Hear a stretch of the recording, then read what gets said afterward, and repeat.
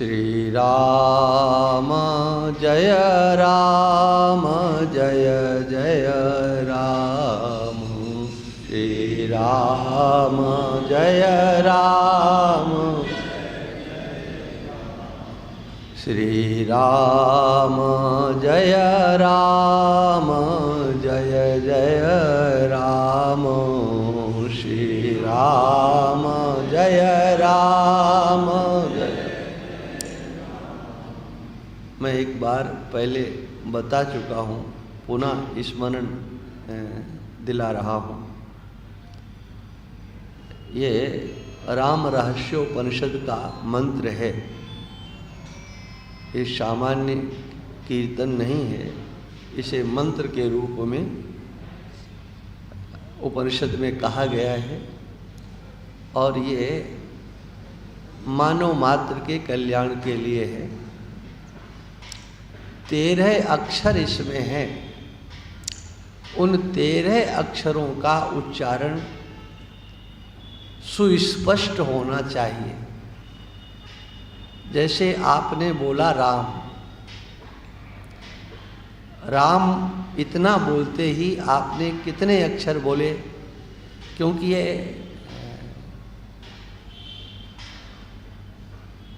सामान्यतया दृष्टि नहीं जाती है कि मैं क्या बोल रहा हूँ। राम इतना बोलने से माँ हल हो जाता है और अनुस्वार के रूप में परिवर्तित हो जाता है। उसको आप अगर माँ लिखेंगे तो नीचे एक कहते हैं इसकी टांग तोड़ दी गई अक्षर की, नीचे डंडा कर दिया जाता है। यदि माँ के नीचे हल हो जाता है तो आधा अक्षर होता है और आधा अक्षर संस्कृत में उसकी गणना नहीं होती। पूर्ण अक्षर होना चाहिए। माने जो स्वर और व्यंजन का जो विभाग है, उस स्वर और व्यंजन के विभाग में जितने भी व्यंजन हैं उनको स्वर का आश्रय चाहिए। यदि स्वर से रहित कोई व्यंजन है तो उसका स्पष्ट उच्चारण नहीं किया जा सकता किसी भी कीमत पर। इसलिए स्वर के साथ ही व्यंजन की सार्थकता सिद्ध होती है और अक्षर की पूर्णता भी स्वर के साथ ही होती है। इसलिए माँ में आकार का उच्चारण होना चाहिए। देखो, जय बोलना और जय बोलना, इसमें अंतर है। जय और जय, राम और राम, इस प्रकार से बोलना। एक बार मैंने यहाँ पर, इसलिए कि ये राम धाम है। हाँ, यहाँ भगवान शाम सदाशिव और श्री राम जी दोनों विराजमान हैं। राम राम करना अच्छा है, लेकिन मंत्र जब बोला जाता है तो उसमें जितने अक्षर हैं उनका उच्चारण स्पष्ट होना चाहिए। इसलिए बाद में भी आपको राम नहीं बोलना है और प्रथम में भी श्री राम ऐसे बोलना है। श्री राम जय राम जय जय राम। श्री राम जय राम। श्री राम जय राम जय जय राम।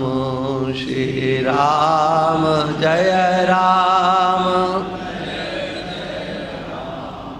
श्री राम जय राम जय जय राम। श्री राम जय राम। श्री राम जय राम जय जय राम। श्री राम जय राम।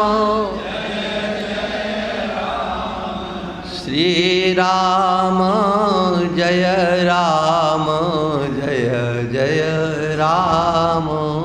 श्री राम जय राम। हनुमान जी महाराज को सबसे ज़्यादा यदि कुछ आह्लादित करता है तो ये त्रयोदशाक्षर मंत्र ही आह्लादित करता है।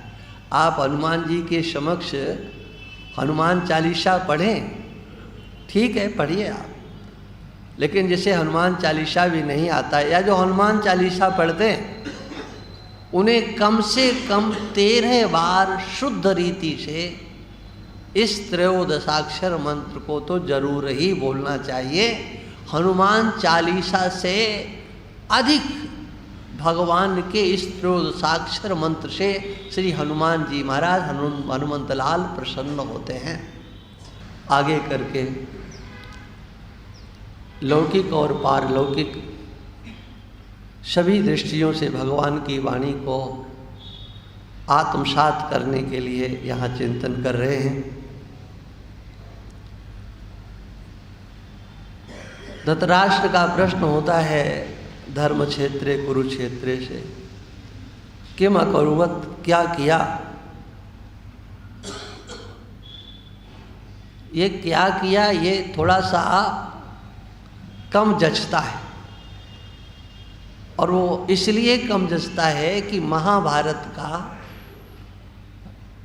किम का अर्थ क्या सीधे सीधे संस्कृत में होता है, तो अर्थ यही लिखा भी जाता है, क्या किया हमारे पुत्रों ने और पांडु पुत्रों ने क्या किया,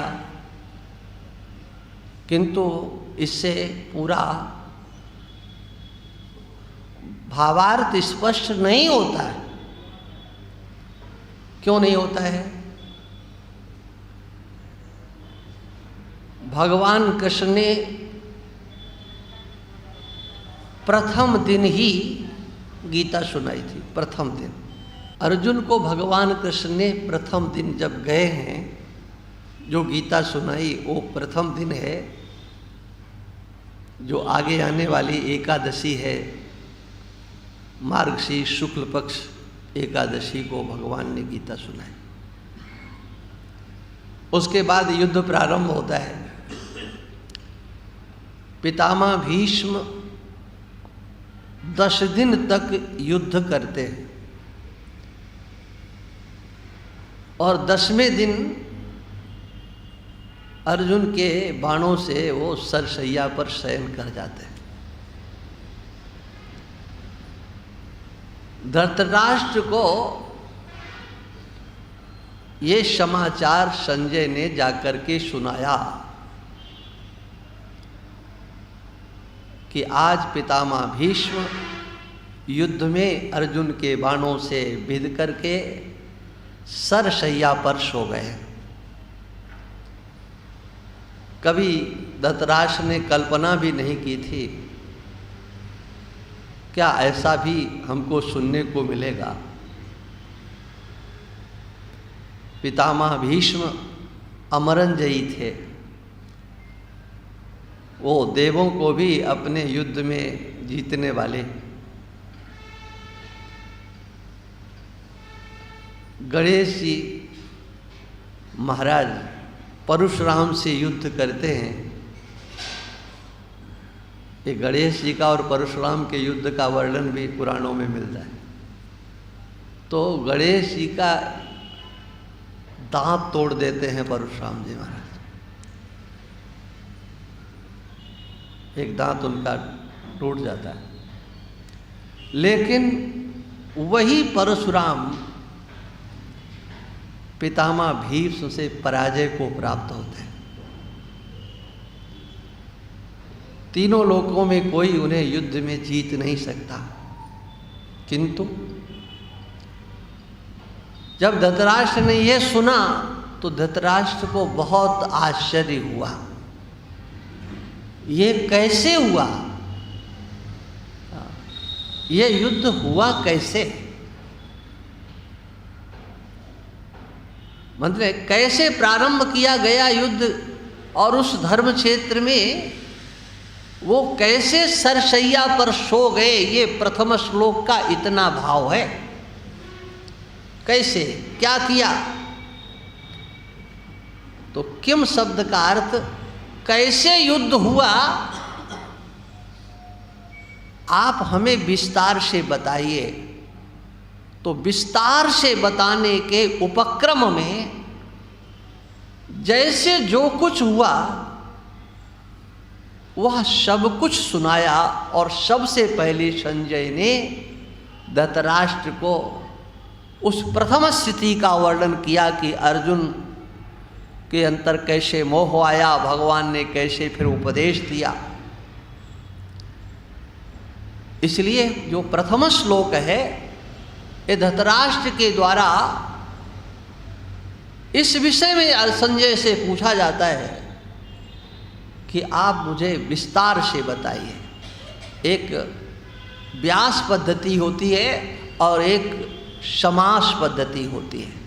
समास माने संक्षेप से किसी बात को कह देना, और व्यास माने विस्तार से कुछ शेष रखना नहीं, विस्तार से बता देना। और ये पद्धति आप पुराणों में, महाभारत में सब जगह पर देखेंगे। संक्षेप में कोई बात कह दी जाती है, यदि श्रोता उतने से संतुष्ट हो गया, जिज्ञासा नहीं है, संक्षेप में कोई बता दी, कोई भी बात बता दिया, हाँ,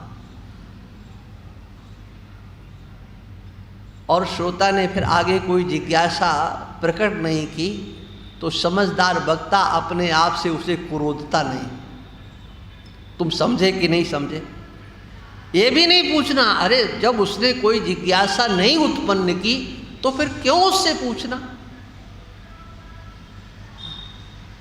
अब मैंने कहा कि आप सच्चिदानंद ब्रह्म हो, एक हो, अद्वितीय हो, देश काल वश परिच्छेद शून्य, सजाति विजाति स्वगत भेद शून्य, मैंने आपको बोल दिया।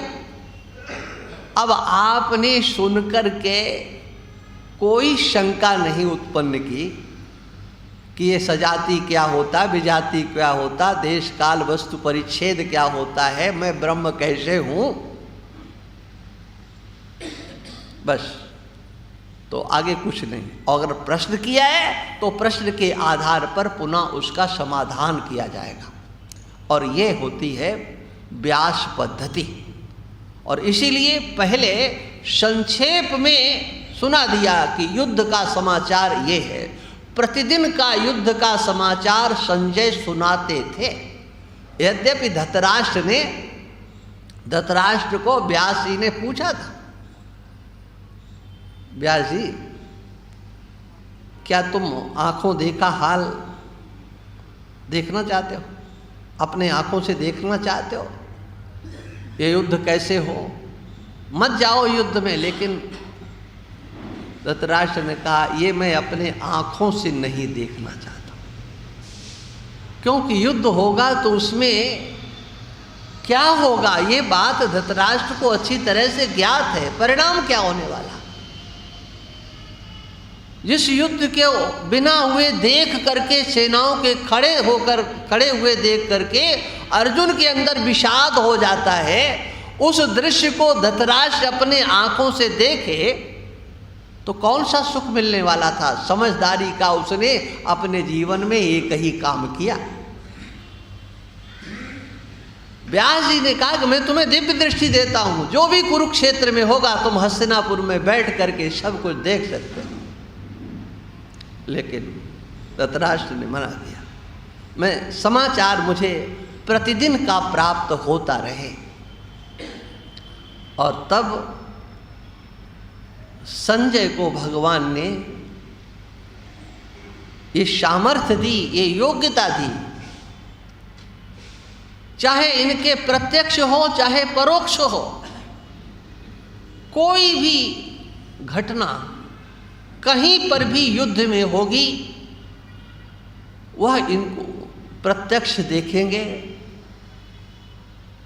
और जो कुछ वार्तालाप भी होगा, एक दूसरे से संवाद होगा, बातचीत होगी, उस बातचीत को भी संजय यथावत सुन सकेंगे। ये कितने ही दूर हों, 1 योजन दूर हों चाहे 50 योजन दूर हों, वो सब सुन भी सकेंगे और सब देख भी सकेंगे। ये सामर्थ्य संजय को व्यास भगवान ने दी थी। व्यास प्रसादात् छुत्वा नेतत् गुह्यमहं परम। संजय कहते हैं मैंने व्यास के प्रसाद से, उनकी कृपा से इसको मैंने सुना है, भगवान का वो विराट स्वरूप देखा है, सब कुछ सुनाया। और देखो, जिस गीता को संजय ने सुना, संजय ने धृतराष्ट्र को भी वही सुना दिया, यथावत सुना दिया, एक अक्षर भी आगे पीछे नहीं किया। लेकिन सोचो अंतर कितना दिखाई पड़ता है। क्या संजय ने जो गीता सुनी तो संजय ने अपने अंतर की बात कह दी। भगवान ने अर्जुन से पूछा क्या तुमने हमारा उपदेश सुना? अर्जुन ने कहा सुना। कहा क्या सुना? बोले नष्टो मोह, सुन करके मेरा मोह नष्ट हो गया, मेरा अज्ञान निवृत्त हो गया। अब मैं स्वधर्म का पालन करते हुए आपके वचनों का पालन करूंगा। करिष्ये वचनम तव। ये अर्जुन ने जो गीता सुनी उसका फल वो भगवान के सामने व्यक्त करते हैं। मैंने ये समझा है। और संजय ने क्या समझा? संजय स्पष्ट घोषणा करते हैं यत्र योगेश्वरा कृष्णो यत्र पार्थो धनुर्धरा तत्र श्री विजयो भूतिर ध्रुवा नीतिर मतिर ममा। राजन ये स्पष्ट, हाँ, मेरा अनुभव ऐसा कहता है, मुझे विश्वास है जहाँ पर योगेश्वर भगवान कृष्ण है और जहाँ धनुर्धर पार्थ हैं वहाँ पर श्री है, वहाँ पर विजय है। ये निश्चित समझिए, तत् श्री विजयो भूतिर, वहाँ ऐश्वर्य भी आएगा और अचल ऐश्वर्य आएगा, अजल विजय आएगी। उनका यश भी श्लोक में रहने वाला है। ये आप निश्चित समझें। ध्रुवा नीतिर मतिर ममा, ये ध्रुव नीति है, अटल नीति है कि जहाँ पर भगवान होते हैं वहाँ पर श्री कीर्ति विजय सब आती है। और जहाँ पर परम पुरुषार्थ करने वाले धनुर्धर अर्जुन होते हैं वहाँ पर किसी प्रकार का अभाव नहीं। इन दोनों के योग से ये सब कुछ परिणाम होने वाला है। अब धृतराष्ट्र ने गीता सुनी तो धृतराष्ट्र ने क्या कहा? कहीं वर्णन मिलता है? धृतराष्ट्र ने गीता सुनी, उसका फल क्या हुआ? उसका फल कुछ हुआ ही नहीं, कुछ भी नहीं हुआ। हाँ। और कहीं वर्णन नहीं है। इसलिए सुनना मात्र पर्याप्त नहीं होता है, सुनकर के हम समझे क्या है, कितना हम समझे हैं, विषय तो यह स्पष्ट होना चाहिए। बहुत कुछ सुना है लेकिन हमारे व्यवहार में अगर वो दिखाई नहीं देता है तो फिर न कुछ सुना है और न कुछ समझा है। समझ में आता है तो व्यवहार में दिखता है। और ये भगवान का जो ज्ञान है, ये भगवद गीता, ये जो अर्जुन को उपदेश दिया गया है, ये मानस बिल्कुल नहीं है। ये ध्यान रखना, मानस नहीं है। ये व्यवहार में, हमारे आचरण में आना चाहिए। ये भगवद गीता तो हमारे लिए एक प्रकार से दर्पण है,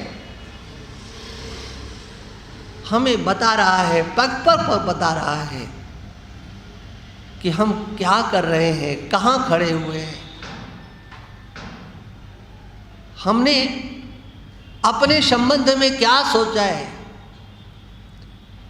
अर्जुन किम कर्तव्य विमूढ़ थे, उन्हें अपने कर्तव्य का बोध हुआ और कर्तव्य के बोध में जो बाधक था वह अज्ञान, वह मोह, वह ममता, वह आसक्ति, उन सब का निरसन हुआ।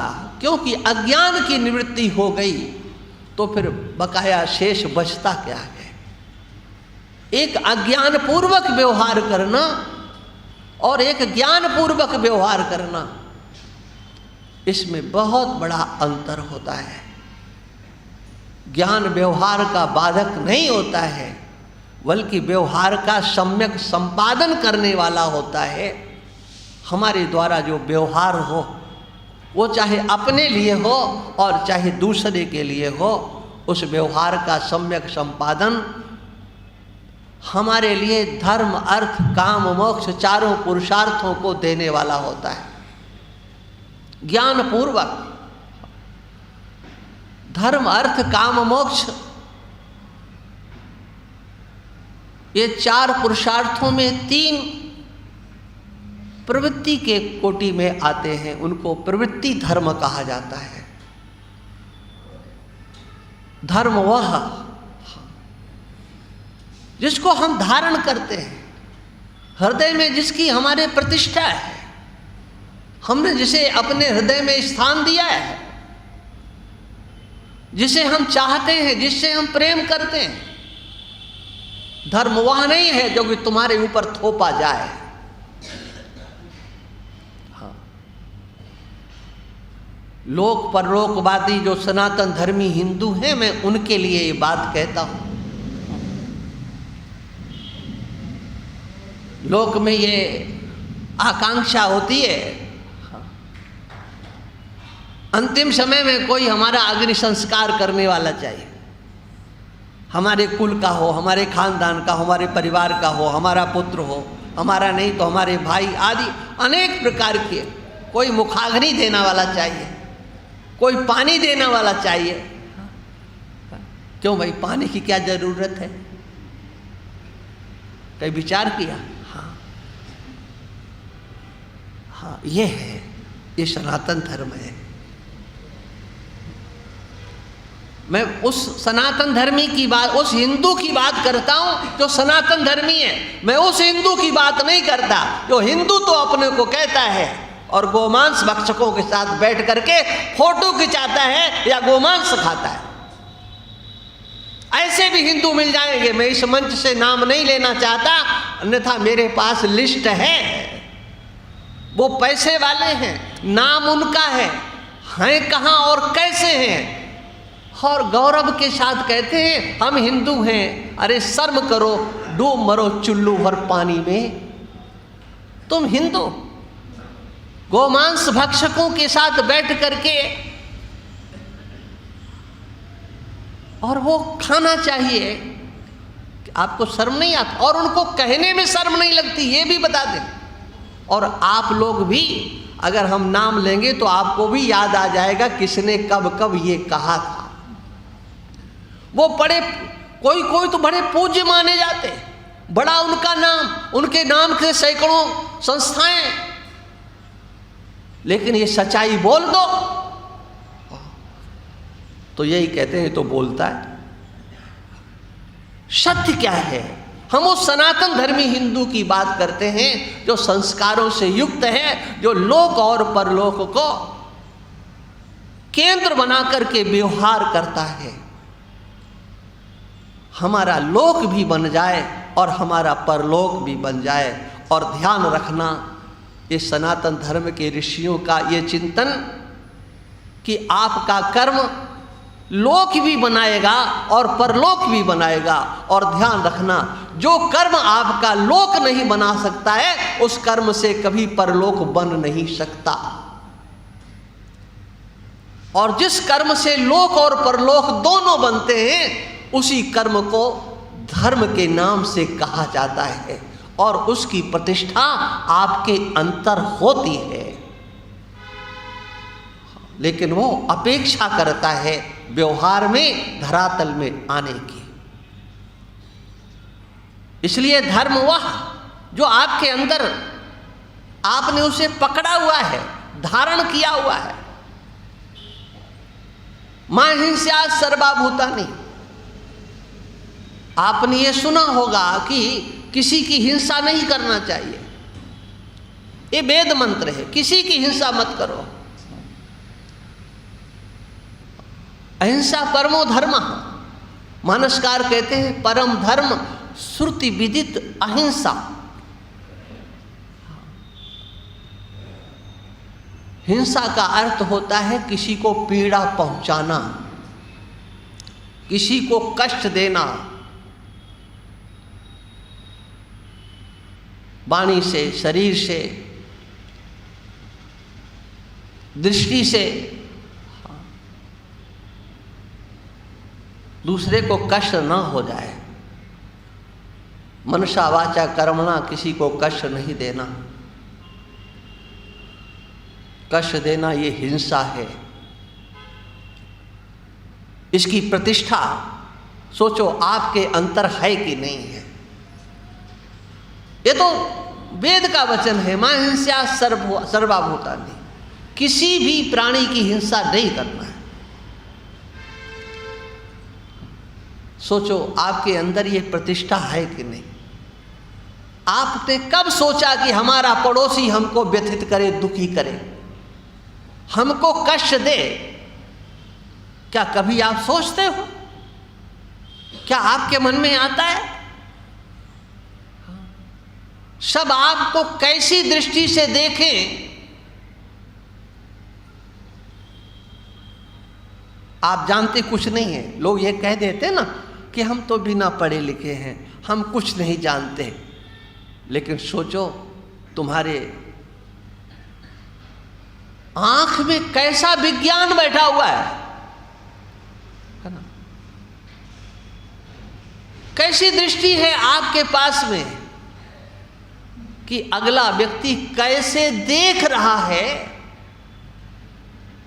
उसकी आंख को देख करके आप पहचान लेते हो कि इसकी दृष्टि हमारे प्रति ठीक नहीं है। हाँ।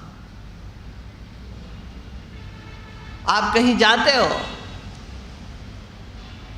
तो देखो, आप देखते हो ये कैसे बोल रहा है,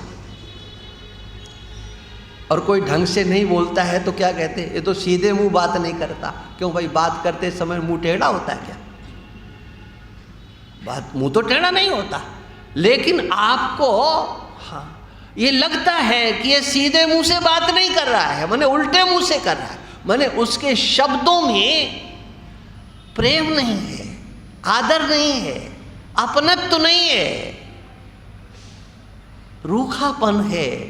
आपके कानों में वो शब्द जा करके उसके चेहरे को टेढ़ा कर देते हैं। हाँ, ये सीधे मुंह बात नहीं करता है। इसका पढ़ाई लिखाई से मतलब क्या है? अरे ये विज्ञान तो मनुष्य के पास नहीं, पशु पक्षियों के पास भी होता है। हित अनहित पशु पक्षियों जाना, मानस तनु गुण ज्ञान निधाना। मनुष्य का ये मानवाकृति में तो भंडार है, गुणों का भंडार है, ज्ञान का। और उस धर्म की प्रतिष्ठा आपके जीवन में दिखना चाहिए, जो धर्म आपके हृदय में प्रतिष्ठित है। और इसी को हाँ, जो प्रतिष्ठित है वह जब आता है आपके व्यवहार में, तो कहा जाता है कि ये धर्म कर रहा है, ये पुण्य कर रहा है, ये धर्मात्मा है, ये सत्कर्मी है। और उसी को आगे करके अर्थ और काम,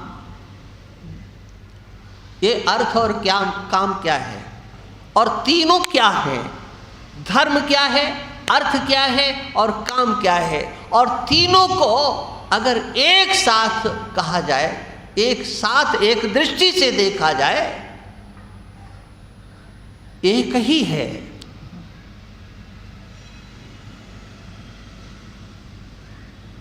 थोड़ी सी दार्शनिक चर्चा।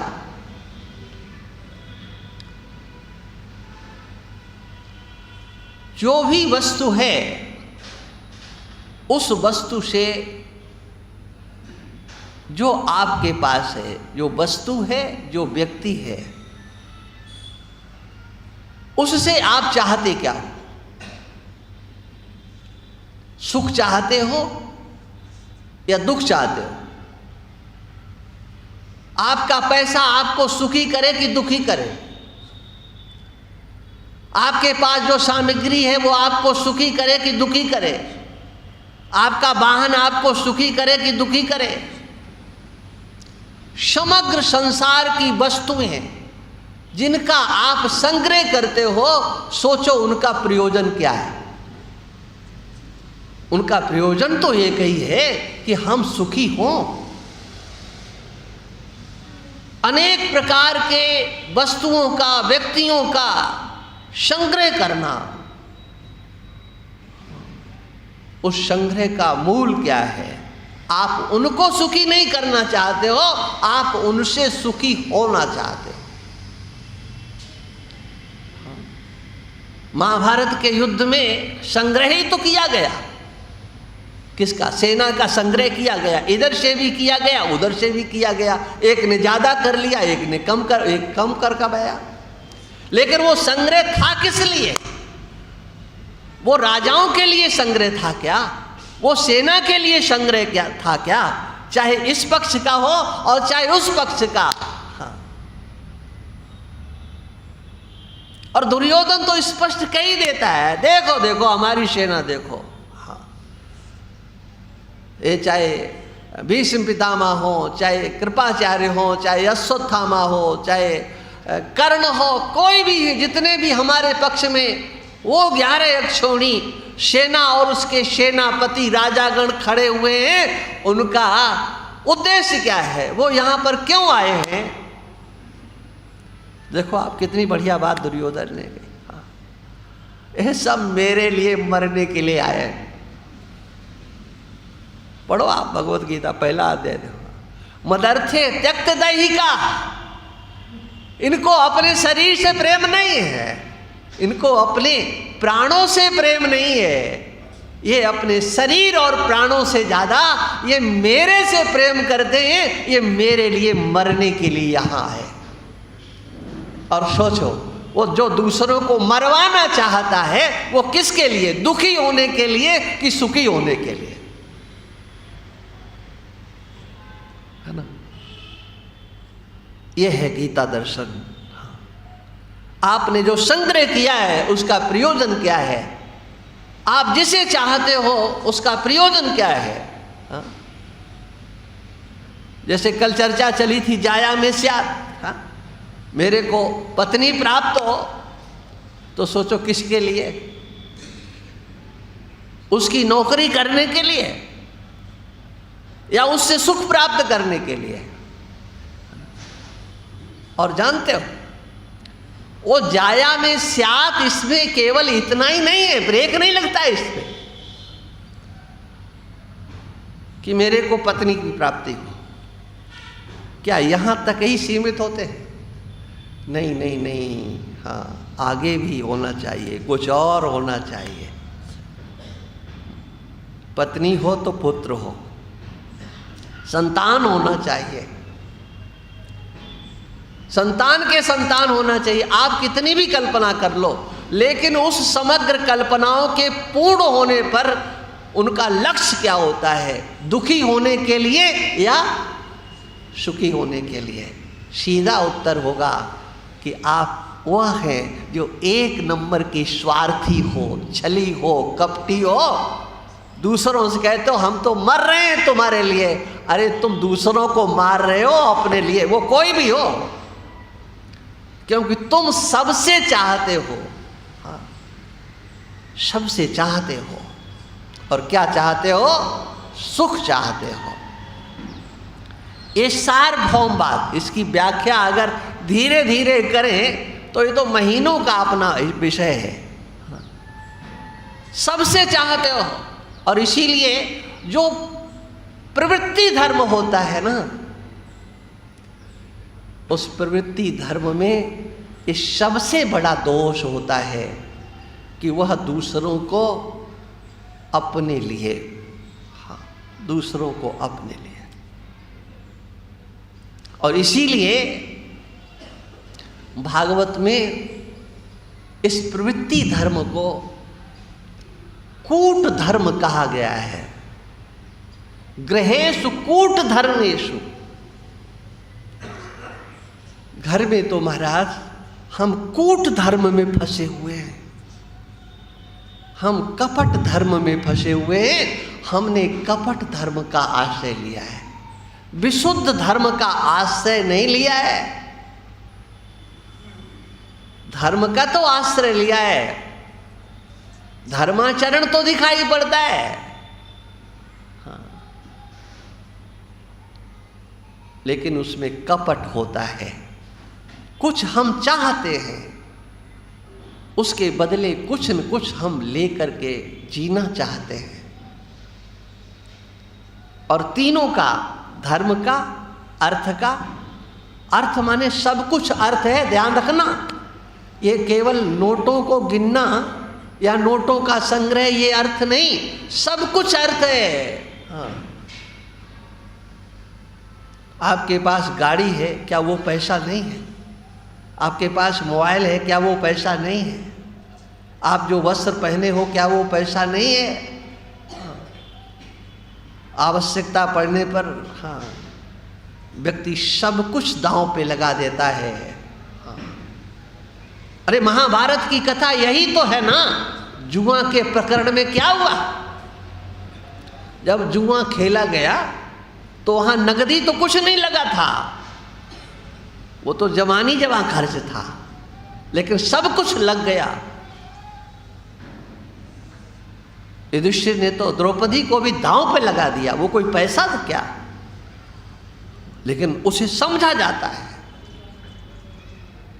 अरे पुत्र की बिक्री, हमारे धर्म शास्त्रों में एक कथा आती है, लेकिन वो कथा होगी धर्म शास्त्रों की, हमारे पुराणों की कथा, किंतु आज भी तो ऐसा होता है कि पाला किसी ने, गर्भ धारण किया किसी ने, और फिर उसको बेच दिया गया। गर्भ बिकते हैं और मुझे पता है। अब कोई कहेगा कि तब नहीं बताओ, तो बताऊं क्यों भाई? अरे हम आपसे, लेकिन हमें जो पता लगता है कि ऐसा धंधा चल रहा है, हमसे ज्यादा तो आप सब लोग जानते हो। हाँ।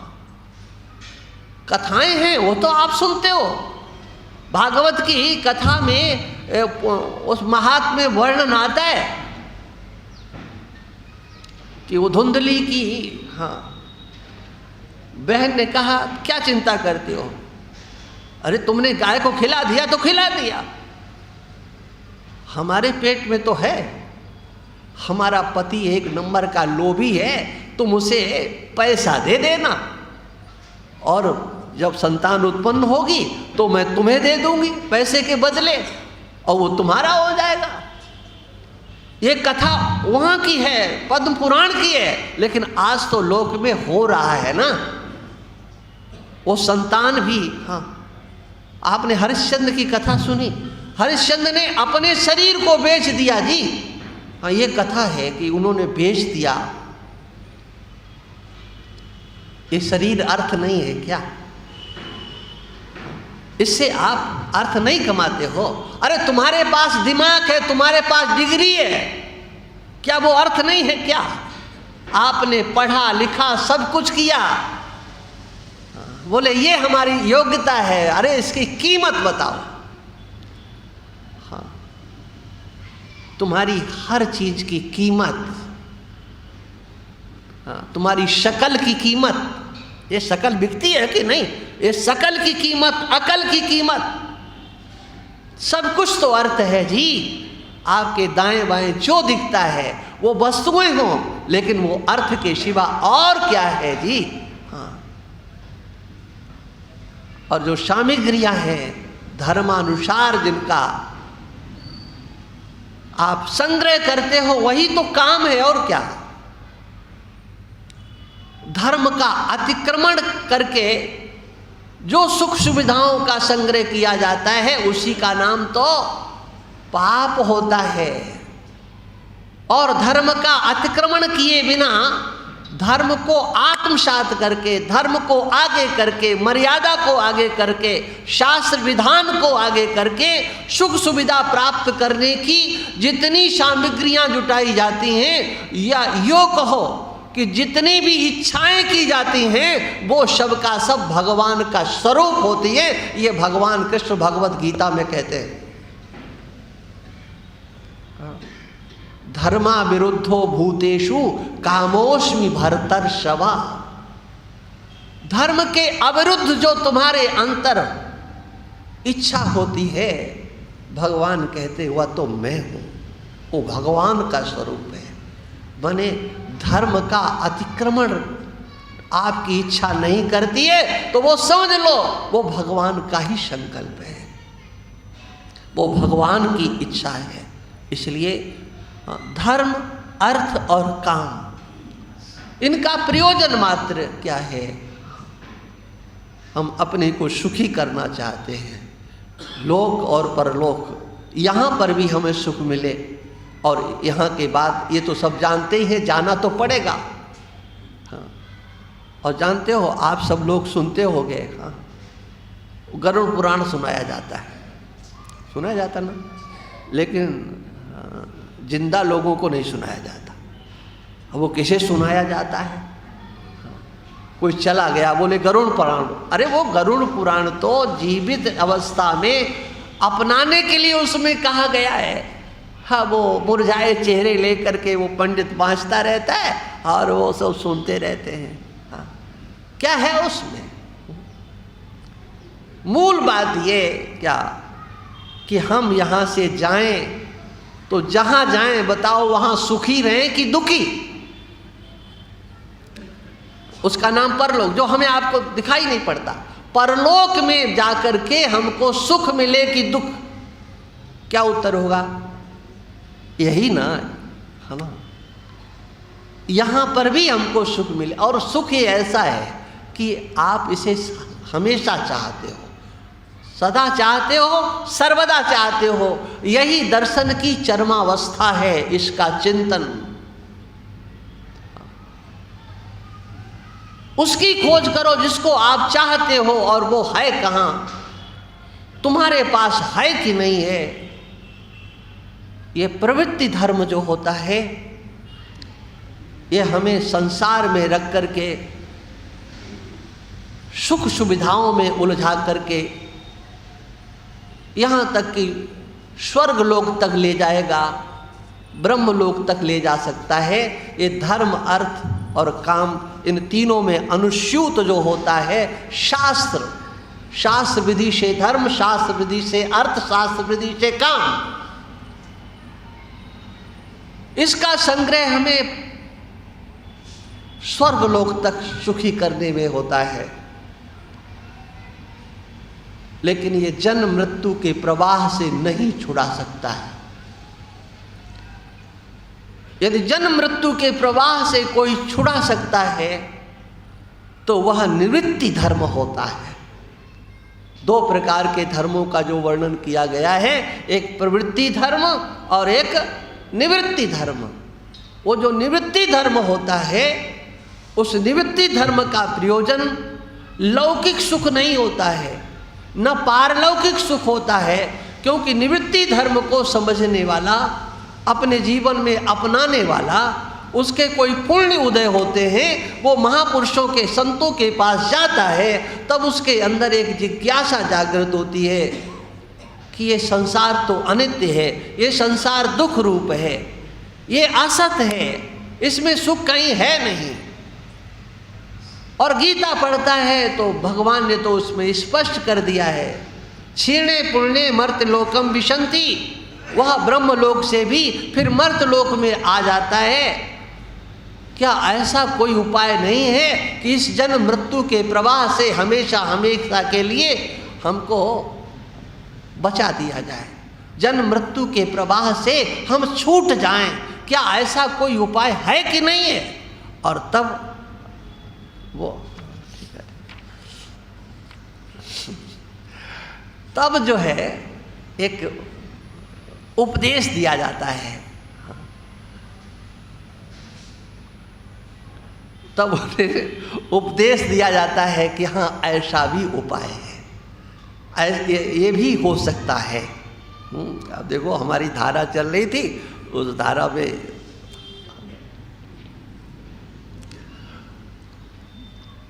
और वो होता है निवृत्ति प्रधान। उस निवृत्ति प्रधान धर्म का आश्रय वो केवल मोक्ष के लिए होता है, ध्यान रखना, केवल मोक्ष के लिए होता है। हम मुक्त हो जाएं, हमें पुनः किसी के गर्भ में नहीं जाना पड़े, 9 महीने तक वो नरक न भोगना पड़े।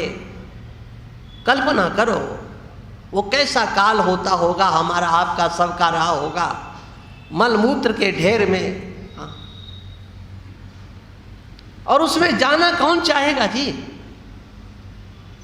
इच्छा है किसी के जाने की?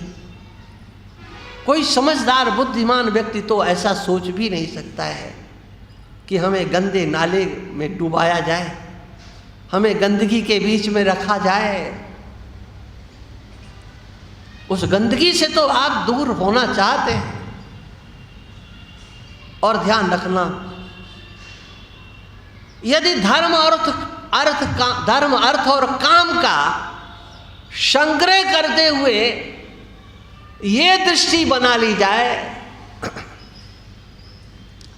इन सब का विनियोग, इन सब का उपयोग हम जन्म मृत्यु के प्रवाह से छूटने के लिए करेंगे, तो तुम्हारा वो धर्म भी तुम्हें मुक्ति देने वाला हो जाएगा, तुम्हारा अर्थ भी तुम्हें मुक्ति देने वाला हो जाएगा, और तुम्हारा काम भी मुक्ति देने वाला हो जाएगा। यदि लक्ष्य का निर्धारण कर लिया जाए, हम धर्म करते हैं तो क्यों करते हैं, अर्थ का संग्रह करते हैं तो क्यों करते हैं, हम मोक्ष प्राप्त करना चाहते हैं तो क्यों करना चाहते हैं, वो हम काम का संग्रह करते हैं तो क्यों काम का संग्रह करते हैं, काम हमारे जीवन में किस लिए है। और इन तीनों का अगर महापुरुषों के कृपा से विनियोग करना आ जाए तो ये तीनों भी मार्ग प्रशस्त कर सकते हैं जन्म मृत्यु के प्रवाह से छूटने के लिए। और नहीं तो वो निवृत्ति मार्गी धर्म, माने जहां आप कामनाओं के वशीभूत होकर के कर्म करते हैं, एक वह चिंतन, एक वह सोच जो कामनाओं में बांध करके आपको नचा रहा है। कर्म वही है, व्यवहार वही है, लेकिन कामना से शून्य होना, यही तो गीता दर्शन है, यही भगवान का चिंतन है। स्वल्पमप्यस्य धर्मस्य त्रायते महतो भयात्। भगवान कृष्ण कहते हैं, देखो धर्म की चर्चा है ना, इस श्लोक में भी धर्म की चर्चा है। स्वल्पम अपि अस्य धर्मस्य, इस धर्म का थोड़ा भी आप आचरण अपने जीवन में कर ले तो जन्म मृत्यु के प्रभाव, जन्म मृत्यु के भय से आपको छुटकारा दिलाने वाला हो सकता है ये धर्म। और वो कौन सा धर्म है? स्वल्पमप्यस्य धर्मस्य। देखो आप भगवत गीता का 2वां अध्याय, सर्वधर्मान परित्यज्य। ये तो लोग खूब, हाँ, इस पर तो कहो PhD जाने कितनों ने कर डाली होगी, लेकिन जो भगवान कृष्ण ये कहते हैं स्वधर्मे निधनम श्रेयः, ये हमारे समाज में अभी तक आ नहीं पाया। जो भगवान कृष्ण ने ये कहा है, स्वल्पमप्यस्य धर्मस्य त्रायते महितो भयात्, महान भय से, मृत्यु का महान भय, इससे छुड़ाया जा सकता है। जन्म मृत्यु का प्रवाह का ये महान भय, संसार सागर का ये महान भय, उससे छुड़ाया जा सकता है, थोड़ा सा भी अपने जीवन में आ जाए। और वह है योग, माने निष्काम कर्म योग। हम कर्म करें लेकिन निष्काम भाव से कर्म करें, कामनाओं से युक्त होकर के नहीं। सब नहीं, भगवान ने कहा स्वल्प, थोड़ा सा। अरे 24 घंटे, हाँ 360 दिन तुम लगे रहो, उस रात दिन में कुछ ऐसा कर्म करो जो कर्म हो, सत्कर्म हो, धर्म हो, लेकिन उसके फल की इच्छा आपको नहीं हो। कुछ भी आप अपनाइए, हमें उसका फल नहीं चाहिए। हमें मुक्ति प्राप्त हो, मोक्ष मिल जाए। ये निष्काम जो कामना होती है, निष्काम इच्छा होती है, ये समस्त कामनाओं की, इच्छाओं की निवृत्ति करके, कोई कामना नहीं, एक कामना। और ऐसी कामना ऐसा नहीं है कि होती नहीं है, होती है जी।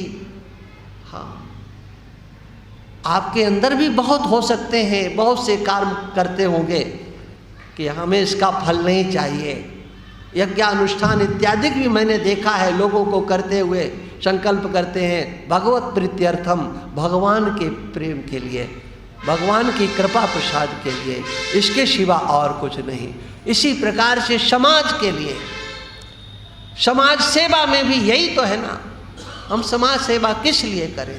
हृदय शुद्ध होता है, अंतःकरण शुद्ध होता है, और उस अंतःकरण के शुद्ध होने पर जन्म मृत्यु के प्रवाह से छूटने वाला विज्ञान आपके अंतर्गत प्रतिष्ठित होता है, जो कि आपको परम पद की प्राप्ति कराने वाला होता है। और ऐसे महापुरुष भी जो जीवन मुक्त होते हैं, जिनके जीवन में कोई कामना नहीं, कोई संकल्प नहीं, कोई ऐषणा नहीं, सर्व ऐषणाओं कामनाओं से विनिर्मुक्त जो तत्ववेत्ता महापुरुष होते हैं, उनका जो समग्र व्यवहार होता है, वह जो समग्र व्यवहार होता है अपने लिए नहीं होता है, वो समाज के लिए होता है, राष्ट्र के लिए होता है। और जिनको आप सब लोगों ने एक बार नहीं अनेक बार इस रामधाम में निवास करते हुए देखा, ऐसे पूज्यपाद ब्रह्मलीन विरक्त शिरोमणि महाराज ऋषि, जिनको आपने दर्शन बहुतों ने किया होगा, उनका वो जीवन निष्कामता की पराकाष्ठा थी। न लोकेशना थी, न वित्तेषणा थी, कोई किसी भी प्रकार की ऐषणा नहीं थी, लेकिन एक संकल्प उनके मन में था, हमारा हिंदू समाज जागृत हो। श्री राम जन्मभूमि आंदोलन चला, उस राम जन्मभूमि आंदोलन में महाराज श्री की मानसिक स्थिति बिल्कुल स्पष्ट थी। इस आंदोलन का लक्ष्य है हिंदू समाज को जागृत करना, और जब ये हिंदू समाज जागृत होगा तो भगवान का मंदिर बनेगा।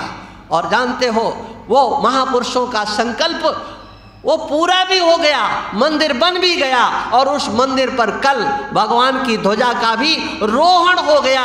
एक प्रकार से वो महापुरुष का संकल्प कल पूरा हो गया, जो बार बार कहते थे जब मंदिर बनेगा और उस पर ध्वजा फहराएगी, वो भगवा ध्वज लहराएगा, उस समय भारत की एक नई चेतना जागृत होती हुई दिखाई देगी। सन 80 से उन्होंने वो अभियान चलाया था कि ये देश हिंदू राष्ट्र घोषित होना चाहिए, हिंदू संस्कृति हमारे देश में प्रत्येक हिंदू के अंतर प्रत्येक घर में व्याप्त होना चाहिए, हमारे मान बिंदुओं का संरक्षण होना चाहिए, गौ माता की रक्षा होनी चाहिए, गौ हत्या बंद होनी चाहिए। एक वह ऐसे विलक्षण महापुरुष थे जिन्होंने 100 से अधिक संत संप्रदायों को एक मंच पर ला करके इकट्ठा किया था राम जन्मभूमि आंदोलन के लिए। राम जन्मभूमि मंदिर का जब उद्घाटन हुआ था, रामलला विराजमान हुए, उसमें एक कार्ड छपा था राम जन्मभूमि ट्रस्ट के द्वारा, वो तीर्थ ट्रस्ट के द्वारा वो कार्ड छपाया गया था। उसमें ये स्पष्ट लिखा था, इस राम जन्मभूमि आंदोलन के पूज्यपाद विरक्त शिरोमणि जी महाराज प्राण थे, जिन्होंने एक नई चेतना दी थी, एक नया चिंतन दिया था, नया विचार दिया था। सभी संप्रदायों को एक साथ लाने के लिए अखिल भारतीय संत समिति की जिनके द्वारा रचना की गई थी, स्थापना करके, और उसको हिंदू राष्ट्र की चेतना जगाने के लिए ये समग्र संत समाज जागृत हो, वो कार्य आज भी सतत चल रहा है। उन्हीं महापुरुष के लिए एक भगवान की इच्छा कहो या महापुरुषों की प्रेरणा कहो, कुछ भी उसको मान लीजिए। श्री धाम वृंदावन में पूज्य श्री के नाम से जो अखंड ज्योति स्थापित हुई 2002 में, जिसे कि आप सब लोग श्री स्वामी वामदेव ज्योतिर्मठ के नाम से जानते हैं, अगले वर्ष पूज्य महाराज श्री की शताब्दी मनाने का कार्य निश्चय किया गया है और बहुत धूमधाम से, जैसा महाराज श्री का स्वरूप था उस कार्यक्रम में 3 दिन का वो कार्यक्रम है। भारत के हमारी जितनी गति थी हमने उस हिसाब से सभी महापुरुषों तक पहुंचने का कार्य किया। सभी संप्रदाय के श्री रामानुजाचार्य, रामानंदाचार्य, निम्बार्काचार्य, मध्वाचार्य, वल्लभाचार्य, सभी आचार्यों को, सभी आचार्य महामंडलेश्वरों को, जगत गुरुओं को, श्री महंतों को, समस्त विद्वान संतों को एक साथ वहाँ पर आह्वान किया गया है। और इसमें हम आप सबके भी सहयोग की अपेक्षा करते हैं। सहयोग चाहिए और सहयोग हमको आपके सामर्थ्यानुसार चाहिए, श्रद्धा से नहीं चाहिए, क्योंकि आप अपने जो कार्य करते हो वो श्रद्धा से नहीं करते हो, अपने सामर्थ्य से कार्य करते हो। इसी प्रकार से इस कार्य में भी जो भी सहयोग दे वो श्रद्धा से नहीं, भाई श्रद्धा तो आप कहीं जहाँ ले जाओ, ये कार्यक्रम तो श्रद्धा से नहीं, श्रद्धा के साथ आपके सामर्थ्य की आवश्यकता है। सामर्थ्य को यदि छिपा करके सहयोग करते हैं तो एक उस महापुरुष के प्रति आप श्रद्धा नहीं दिखाते हो, बल्कि एक प्रकार से उस महापुरुष के प्रति आप अकृतज्ञता ज्ञापित करते हो, सामर्थ्य होते हुए भी। और इस कार्य में आपको आगे यदि कोई नहीं आने देता है तो वो कौन है वो मैं नहीं जानता हूँ। इतना ही मैं कहना चाहता हूँ कि ये विशाल कार्यक्रम 3 दिन का 28 फरवरी, 1 मार्च, 2 मार्च, 26 माने अब की बार हम चाहेंगे कि भीलवाड़ा से अधिक संख्या में उस कार्य में भाग लें, तन से भी सहयोग दें, मन से भी सहयोग दें और धन से भी सहयोग दे करके उसको पूर्णतया सफल बनाएं। क्योंकि ये रामधाम, ये भीलवाड़ा, इसमें कितने चातुर्मास महाराज श्री ने किए हैं, मैं उसकी कीमत आपसे नहीं मांग रहा हूँ, क्योंकि उनके अंदर तो कोई आवासना और इच्छा थी ही नहीं, उनके अंदर तो कभी कोई कामना हो ही नहीं पाई और उनको किसी ने टटोल भी नहीं कोई पाया कि कहीं कोई स्वप्न में भी किसी इच्छा का किसी ने दर्शन किया हो। ऐसे महान निष्काम कर्मयोगी पूज्यपाद धर्म सम्राट स्वामी करपात्री जी महाराज कभी पूज्य वृक्ष महाराज श्री का नाम नहीं लेते थे, उनको केवल एक नाम से संबोधित करते थे, विरक्त श्रोमणी जी।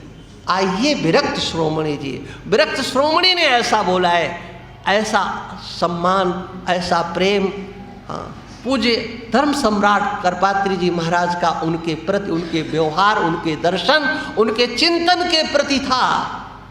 और आज भी उस संत समाज का वही भाव हमको देखने को मिला जब हम उन महापुरुषों के पास जाकर के ये निवेदन किए कि पूज्य महाराज श्री का ये कार्यक्रम मनाने का निश्चय हुआ है, तो सभी ने सहर्ष स्वीकृति प्रदान की है। और उसी उत्साह के साथ हम चाहते हैं कि आप सब भीलवाड़ा के लोग भी या जो भी हमारी आवाज़ सुन रहे हैं, जहाँ तक हमारी आवाज़ जा रही है, आप सबसे हमारा